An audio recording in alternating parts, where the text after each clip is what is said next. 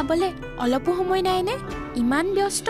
হেৰ' তোলৈ চাই থাকিলে অহা বহাগত তোৰ অনা সপোন সপোন হৈয়ে থাকিব। মোৰ ঘৰত তহঁতৰ ঘৰৰ নিচিনা মহাত্মা গান্ধীৰ বান্দোল নাই নহয়। কি কথাবোৰ কৈছা তুমি? দুইটাৰে যে কি লিলিমাই। মোৰ ৰুণৰ বিয়া? ৰুণ?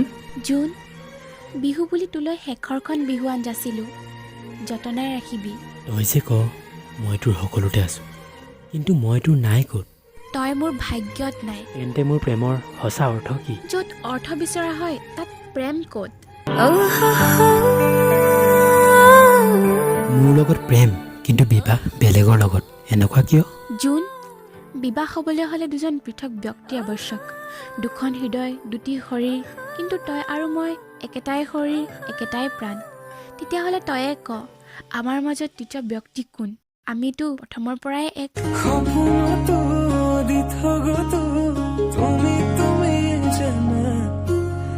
হাজাৰোৰে মাঝতে তোমাকে বাসিম